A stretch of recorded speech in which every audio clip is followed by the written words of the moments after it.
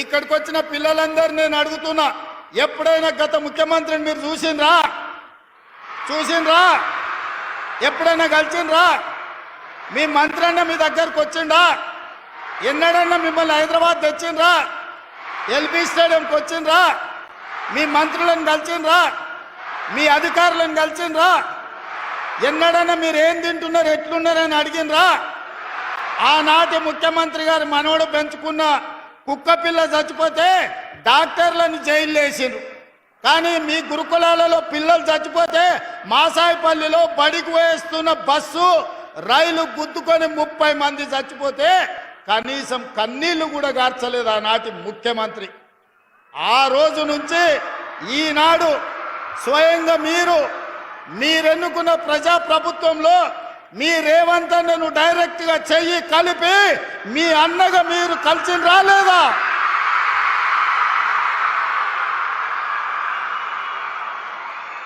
మీ మధ్యలోకి ఇట్లా నడుచుకుంటూ వచ్చి మీ రేవంత్ అన్న మీతో చెయ్యి కలిపిండా లేదా? ఎందుకు అవకాశం వచ్చిందంటే మీ తల్లిదండ్రులను మీరు ప్రజాప్రభుత్వం ఏర్పాటు చేయాలని ఒత్తిడి తెచ్చి ఈరోజు ఈ ప్రభుత్వాన్ని ఏర్పాటు చేసిండ్రు. కాబట్టి వీళ్ళందరూ మేమందరం మీ దగ్గరకు వచ్చినాం. మీరు హైదరాబాదు నగరానికి వచ్చిండ్రు.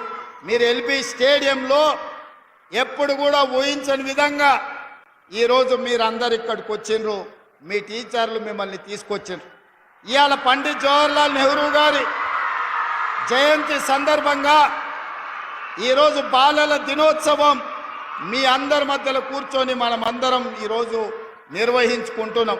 దీనికి కారణం తెలంగాణలో వచ్చిన మార్పు, ప్రభుత్వంలో వచ్చిన మార్పు. ప్రభుత్వం అంటే ప్రజలకు అందుబాటులో ఉండాలి. ముఖ్యమంత్రి అంటే ప్రజలతో మాట్లాడాలి. ముఖ్యమంత్రి గారు మంత్రులు మీ బాధ మీ కష్టం తెలుసుకోవాలి, మీ అవసరాలను తీర్చాలి. మీ అధికారులు మీరు చదువుకుంటున్న పాఠశాలకు రావాలి. అందుకే ఈరోజు అధికారులను, ఎమ్మెల్యేలను, ఎంపీలను, మంత్రులను, ప్రభుత్వ సలహాదారులను అందరినీ కూడా మీ దగ్గరికి తీసుకొచ్చి అందరిని ఒక వేదిక మీద కూర్చోబెట్టి మీతోని 2 గంటల నుంచి దాదాపుగా 3.5 గంటలు మా తెలంగాణ విద్యార్థులు గొప్ప కళాకారులుగా ఈ వేదిక మీద పర్ఫార్మెన్స్ ఇవ్వడం ద్వారా లక్షలాది మంది తెలంగాణ విద్యార్థులకు ఒక స్ఫూర్తిగా నిలబడ్డారు. ఎప్పుడైనా మీ రెసిడెన్షియల్ స్కూల్ పిల్లలు ఎల్బీ స్టేడియంలో పర్ఫార్మెన్స్ చేసిండ్రా?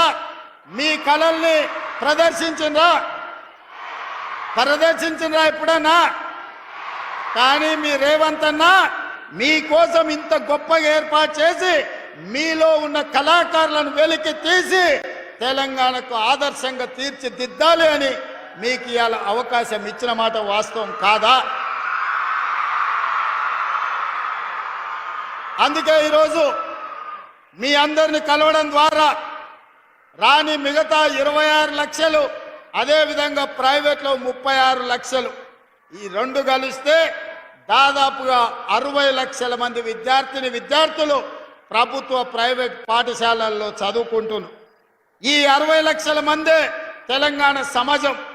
ఈ 60 లక్షల విద్యార్థులలోనే డాక్టర్లు, లాయర్లు, ఇంజనీర్లు, ఐఏఎస్లు, ఐపీఎస్లు, ఎమ్మెల్యేలు, ఎంపీలు, తెలంగాణ రాష్ట్రానికి కాబోయే ముఖ్యమంత్రులు మీలోనే ఉన్నారు.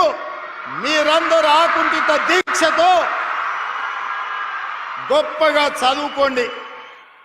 ఇవాళ కొన్ని పాఠశాలల్లో, కొన్ని కాలేజీల్లో విపరీతమైన పోకడలు, గంజాయికి బానిసలు. ఈరోజు ఈ తెలంగాణ సమాజం వ్యసనాల వైపు వేగంగా పరిగెత్తుతున్నది. ఒకప్పుడు తెలంగాణ సమాజానికి ఏదైనా సమస్య వస్తే తెలంగాణ రైతాంగం కానీ, దళితులు కానీ, గిరిజనులు కానీ ఏదైనా వివక్షకు లోనైనప్పుడు ఉస్మానియా, కాకతీయ యూనివర్సిటీల పిల్లలు తెలంగాణ సమాజానికి పట్టిన చీడను పీడను వదిలించడానికి వాళ్ళందరూ ఉద్యమ బాట పట్టిండ్రు. 69లో తెలంగాణ ఉద్యమం కావచ్చు, 72లో నక్సల్బరీ ఉద్యమం కావచ్చు, మళ్ళీ 94లో తెలంగాణ ఉద్యమం కావచ్చు. ఈనాటి తెలంగాణ రాష్ట్రంలో, తెలంగాణ రాష్ట్ర సాధనలో సమిధలైన శ్రీకాంతాచారి, ఈశాన్ రెడ్డి, వేణుగోపాల్ రెడ్డి, కానిస్టేబుల్ కిష్టయ్యలు, యాదయ్యలు, ఉస్మానియా కాకతీయ యూనివర్సిటీల నుంచి వచ్చిన వాళ్ళే. ఇవాళ అట్లా సమాజం యొక్క సమస్యల్ని, సమాజం యొక్క రుగ్మతల్ని తీర్చిదిద్దడానికి వాటి మీద పోరాటం చేసిన యూనివర్సిటీలు ఇవాళ గంజాయికో డ్రగ్స్కో బానిసలయ్యే పరిస్థితి వచ్చింది. మీరు యుక్త వయసులోకి వస్తున్నారు.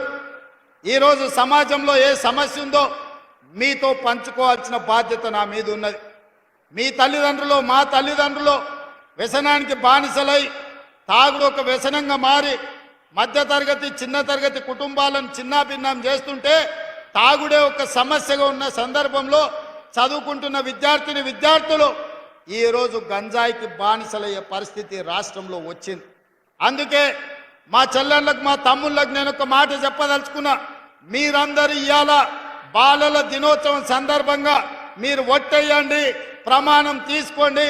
భవిష్యత్తులో మీరు ఎలాంటి వ్యసనాలకు బానిసలము కాము, సమాజానికి ఆదర్శంగా ఉంటాము, ఉన్నత చదువులు చదువుకుంటామని చెప్పి మీరందరూ కూడా పెద్ద ఎత్తున చప్పట్లతో నాకు మాట ఇవ్వాల్సిందిగా మిమ్మల్ని అందరినీ కోరుకుంటున్నా. గట్టిగా, ఇంకా గట్టిగా చప్పట్లు కొట్టండి. మీడియా మిత్రులకు వినిపించాలి. వాళ్ళు ఇంకా వింటున్నట్టు లేరు, అక్కడిక్కడ చూస్తున్నారు. మేము వ్యసనాలకు దూరంగా ఉంటామని మా చెల్లెళ్ళు, మా తమ్ముళ్ళు పెద్ద ఎత్తున చప్పట్లతోని ఫామ్ హౌస్లో పండుకున్న చంద్రశేఖరరావుకు వినిపించేటట్టు మొన్న జరిగిన దీపావళి సందర్భంగా సారా బుట్లతో, కొకేన్తో దావతులు చేసుకున్న వాళ్ళు గుండెలు పగిలేలా మీరు చప్పట్లు కొట్టండి. వ్యసన పరులకు మీరు సింహ స్వప్నం కావాలి. ఈ వ్యసన పరులను ఖచ్చితంగా కఠినంగా అణిచివేస్తామని చెప్పి ఈ వేదిక మీద నుంచి నేను చెప్పదలుచుకున్నా.